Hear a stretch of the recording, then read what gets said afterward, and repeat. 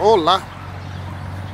Hoje é quarta-feira, dia 9 de agosto, e já estamos aqui prontos para estudarmos a lição Liberdade em Cristo, a lição número 11 do terceiro trimestre, que estamos estudando o livro de Gálatas, né? Escrito por Paulo. E esse assunto da liberdade é um assunto atual. No mundo hoje se debate em grande intensidade a questão da liberdade. Justo por esses dias agora, por exemplo, o mundo está de olho na Venezuela por causa do endurecimento do governo de lá contra o povo, não é? Está de olho também na Coreia do Norte e assim por diante, em outros lugares da Ásia, da África, por causa das restrições à liberdade das pessoas. Por outro lado, também as pessoas já não sabem mais usar direito a sua liberdade, como por exemplo aqui no Brasil, aqui na minha cidade de Juí, em que alguns acham que podem fazer um barulho extremamente alto durante a noite toda. E os que precisam dormir, que se danem, né? A questão da liberdade é muito importante. Agora o título aqui diz Liberdade em Cristo.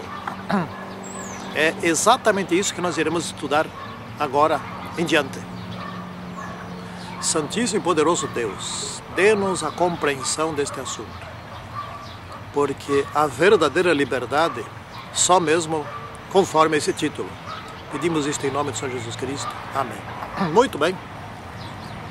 Vamos ler aqui Gálatas capítulo 5, versículo 13.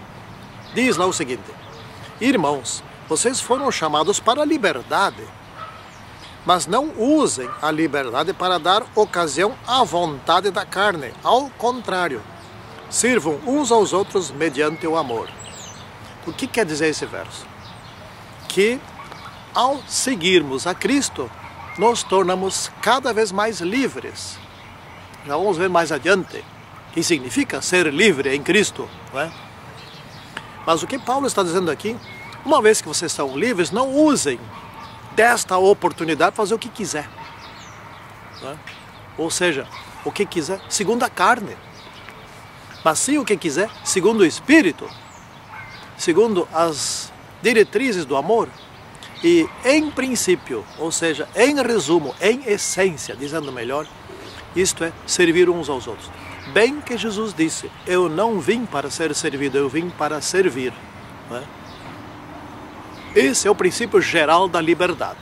Não é? Eu anotei aqui alguns conceitos relacionados à liberdade e à não liberdade. Por exemplo, um conceito aqui é o legalismo. O legalismo é aquele que é fanático pela lei, ele cumpre a lei e exagera no cumprimento da lei. Mas como assim exagera no cumprimento da lei? Seguinte, por exemplo, vamos supor que a velocidade numa estrada seja 80 km por hora. O legalista, ele anda exatamente 80 por hora. Não é? Se tiver que fazer uma ultrapassagem, ele ultrapassa 80 por hora. E isso pode significar um risco, um perigo. Ele vai ficar do lado do que está ultrapassando o tempo todo. Isso não se faz, não é? E, por outro lado, se acontece que tem que dar uma disparada ou qualquer coisa por alguma razão, porque vem uma ambulância ou tem que sair da frente ou qualquer coisa assim, ele não mexe o pé para sair daquele lugar. Ele anda ali, eu tenho meu direito, então meu direito é esse meu direito. Pronto. E assim vai.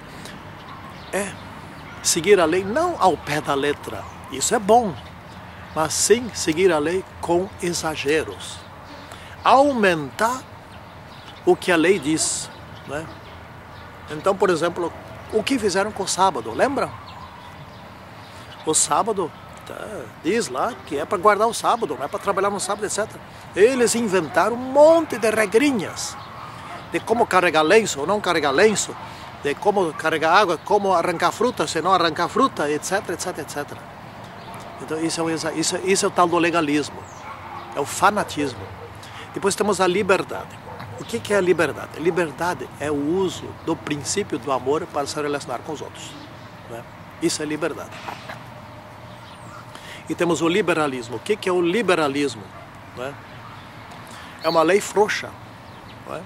Ou se a lei é boa, mas ela não é aplicada, né? Tipo assim, por exemplo, menores não podem beber, né? Mas vai num baile, qualquer coisa ali, sei que nós não devemos ir, mas vamos ver os outros. E quem vende bebida alcoólica não está nem aí se é menor, não é menor. Por exemplo, dirigir bêbado, né? Pegam alguém dirigindo bêbado, faz um termo circunstanciado, e sai solto, não tem problema. Então todo mundo que gosta de dirigir bêbado continua dirigindo bêbado. A lei é frouxa, liberalismo, né? Bom, libertinagem, o que é isso? É o desrespeito à lei. A lei existe, mas não se segue a lei, né? É uma indisciplina, né? Daí temos o anarquismo. O que é anarquismo? É a pregação de que não deve existir lei, não deve existir governo, não deve existir autoridade. Cada um cuida de si. Vê se isso funciona, né? E aí estão os atomistas, os antinomistas, né? Que são aqueles que querem viver sem normas e acham que isso que é liberdade. Não. Liberdade tem lei, né? Tem regras. E as regras da liberdade são boas. No caso, o princípio único da liberdade é o amor. Fazer o bem ao próximo, né? Amar o próximo, etc. Aí terá liberdade. Não existe liberdade sem norma, sem lei, né? Esse é o ponto principal. Então sempre houve lei e sempre haverá lei. Se alguém disser, tipo assim, que depois da cruz é a graça e que não, a lei foi abolida, etc. e tal, esse está pregando o liberalismo ou então o anarquismo. Qualquer coisa dessas aí. Porque se não existe mais lei, então pode roubar, pode matar, etc. Então, estão ali os princípios. Ah não, o sábado, então caiu só o sábado. Mas então se o sábado caiu a ligação com Deus, né? Ou por acaso, porque uma igreja aqui na terra mudou a santificação do sábado para o domingo, Deus lá no céu também teria obedecido essa nova norma? Olha o seguinte, eu vou dizer duas coisas importantes aqui. Primeira, o único trecho, o único texto da Bíblia escrito por Deus foi o dos 10 mandamentos.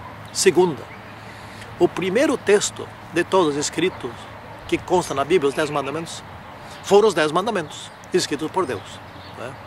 Não que esteja lá no início da Bíblia, mas foi o primeiro texto escrito e foi escrito por Deus.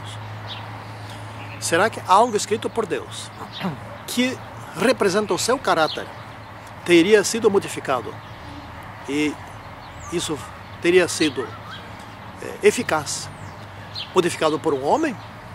É de pensar. Bom, mas vamos indo. Cristo nos libertou. Libertou do quê?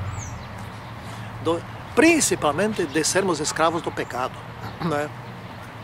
E libertou lá os Gálatas, por meio de Paulo, de serem escravos da idolatria. O que há de escravidão numa idolatria? Simples. Adorar um ídolo é inócuo, é ineficaz, não resulta em absolutamente nada. O sujeito espera, não acontece nada. O próprio ídolo tem que ser levado para lá e para cá por ele mesmo, pelo adorador. Isso é uma escravidão, né? E eles se tornaram livres pela graça, né? Porém, livres pela graça quer dizer perdoados. Uma vez perdoados, não tem mais o peso da lei moral exigindo a morte. Agora tem a força da lei moral protegendo a pessoa. Qualquer lei protege enquanto é obedecida. E qualquer lei condena quando é desobedecida. Tem que ser. Isso é um conceito de lei, né? Bom, mas como nós já estamos fartos de estudar, então só vou resumir aqui, para essa gravação não ficar tão longa, já o sol está se pondo, né? Estão vendo que está escurecendo por aqui. Os Gálatas foram atrás de uma conversa de outros que disseram o seguinte: não, vocês para se salvar tem que se circuncidar. Egito é passar a confiar na circuncisão como meio de salvação. Isso é impossível, né? E aí se tornaram agora escravos, não mais dos ídolos, e sim escravos da circuncisão, confiando em algo que não é confiável. Só a graça salva. E Paulo foi libertá-los, por meio dessa carta aos Gálatas, libertá-los da escravidão agora, não mais da idolatria, e sim da circuncisão. Em si, a circuncisão não era problema algum. O grande problema que estava havendo ali é eles confiarem na circuncisão como modo, método de salvação. Isso é obras da carne. A circuncisão até é uma coisa boa, vários aspectos médicos, higiênicos e sei lá o que mais. Mas é ineficaz, completamente ineficaz para salvar. Nunca salvou antes da cruz, nem depois da cruz, nem nunca. Era apenas um sinal de vínculo ao povo de Deus, né? Bom, então continuando aqui. Qual é a natureza da liberdade cristã? Bom, a liberdade cristã, ela nos liberta do pecado. Ou seja, nós somos pecadores. Isso significa dizer o seguinte: nós gostamos do pecado, nós gostamos do que é errado, né? Nós somos fascinados, ao natural, nós somos fascinados pelo mal. Depois que descobriu o conhecimento do mal, quantos gostam de roubar, de tirar do outro, de levar uma vantagem numa compra, numa loja, etc. Quando o sujeito erra no troco, quantos devolvem, né? Grande parte, eu ganhei uma coisa a mais, né? Ou como aconteceu esses dias aí, num caso aí que foi noticiado, né? Alguém que estava na fila do banco derrubou uma nota de R$20 e o que estava atrás, uma senhora que estava atrás, juntou a nota de R$20 e disse: pessoal, você derrubou a nota de R$20 e o sujeito, obrigado, ela não devolveu. Não, agora é minha, que é achado não é roubado, ela disse. Mas você sabia que era mas eu achei, então é meu. Virou as costas e foi embora, né? E se mandou e não devolveu. E ficou ali olhando, foi atrás, etc. Mas não adiantou, ela não devolveu. Eu achei, é meu. Então, ou seja, o que é isso? Isso é escravidão do pecado, né? É roubar do outro e achar que não roubou, né? É tirar do outro e gostar do pecado, é gostar de roubar, gostar de levar vantagem, gostar de ter o que é do outro. É ambicionar o que é do outro e conseguir o que é do outro, né? Por exemplo, agora já estão roubando assim, faz um tempo, aqui no Brasil, né? Roubando assim. O sujeito vai armado, etc e tal, pega o celular do sujeito e o celular não é bom, dá um tiro nele. Tem que já se viu andar com um caco de celular desse, tem que, ou rouba dinheiro, tem só R$100, dá um tiro nele, mata. Tem que ter mais que isso, mais que isso. Ou seja, é o prazer ao erro. E isto é uma escravidão, quando gosta da bebida alcoólica, quando gosta das drogas, quando gosta de detonar o corpo, quando gosta de alimentar-se de coisas que fazem mal, etc. Isso é uma escravidão. É dessa escravidão, dessa quantidade enorme de coisas que nos fazem mal, mas que a gente gosta, que Deus está nos libertando, né? Bom, vamos ao legalismo, que dá uma estudadinha aqui no legalismo. Qual é que é o risco do legalismo, né? O legalismo tem o seguinte risco: de exigir demais, né? De impor algo além da conta, né? De não ser gradativo. Lá pelas tantas o sujeito ainda não tem condições. Vamos supor assim, ainda não está em... Nós temos que ser vegetarianos, né? Eu já sou vegetariano, não sei quanto, desde o início dos anos 90 do século passado.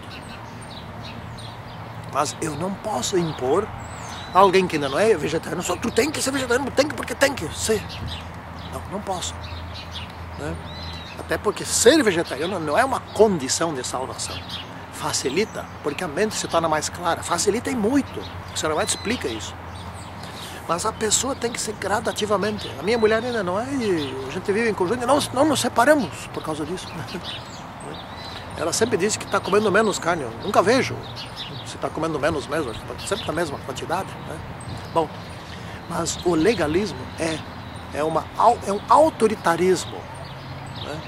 É uma ditadura. Se é que se pode chamar assim, a ditadura do bem, ou seja, a imposição para fazer o que é correto. Isso não funciona, né?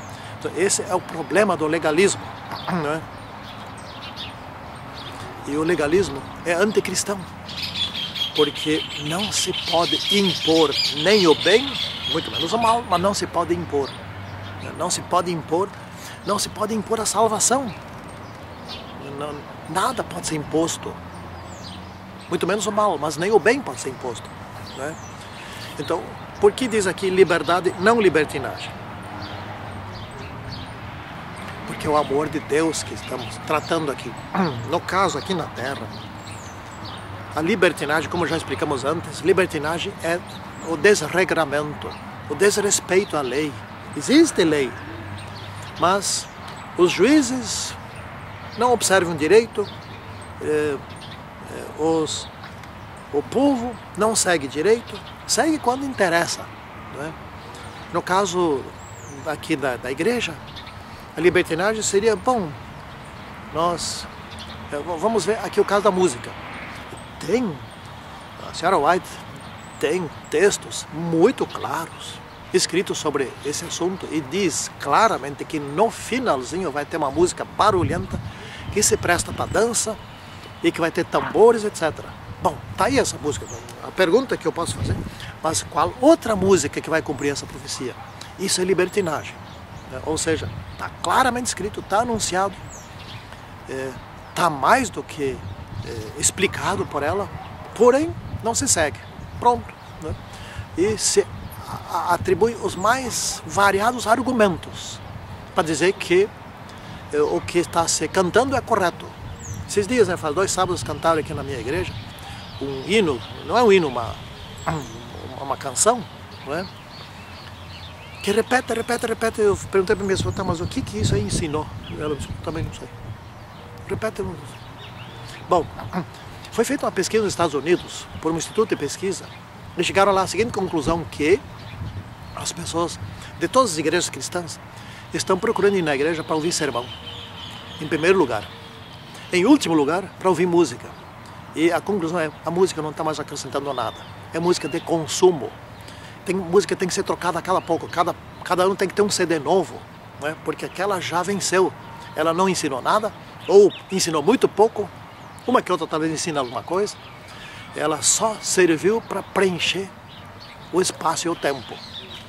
Isso é libertinagem. Quando existe orientação bíblica, existe orientação profética, mas não se segue. Isso é libertinagem, né? Então aqui diz liberdade. Não me dá o direito a não seguir aquilo que Deus exige, né? Bom, por último, o que Paulo andou explicando aqui? Bom, se vocês querem se circuncidar para serem salvos, então você tem que seguir toda a lei. Não que desta maneira se salve. Não. Porque a circuncisão é um pacote que faz parte da lei cerimonial, né? Então vocês têm que cumprir toda a lei, vocês têm que cumprir os 10 mandamentos e a lei cerimonial e tudo, né? Porque essa é a coerência. Ele não disse, o que ele não disse, que é bom e importante ver isso. Ele não disse que então, seguindo toda a lei, vai se salvar, não. Por coerência, daí teria que seguir toda a lei, cerimonial, etc., completa, tudo. Porque não se pode admitir, não se pode ser incoerente, continuar usando um pedaço da lei cerimonial e outro não, né? E aí que ele derrubou eles do cavalo, porque assim, isso significa dizer que seria muito difícil para eles viver, né? E significa dizer também que seguindo essas leis cerimoniais, eles não vão se salvar, porque isto nunca salvou ninguém, né? Isto apenas serviu para remeter à vinda de Cristo e dizer a todos que com a sua vinda viria a salvação, né? Que ele estaria trazendo a graça, que aqueles que faleceram antes da cruz seriam salvos por aquela graça, e aqueles que faleceram ou viveram, melhor dizendo, depois da cruz também seriam salvos por aquela graça. Aquela graça salva os antediluvianos, os antes da cruz e os posteriores à cruz. É isso que nós temos que aprender aqui, e isso que é o mais importante da nossa lição. Santíssimo e poderoso Deus, fica agora conosco que nós sejamos livres, nunca fanáticos, nunca liberais, nunca libertinos. Em nome de Senhor Jesus Cristo. Amém. Tchau.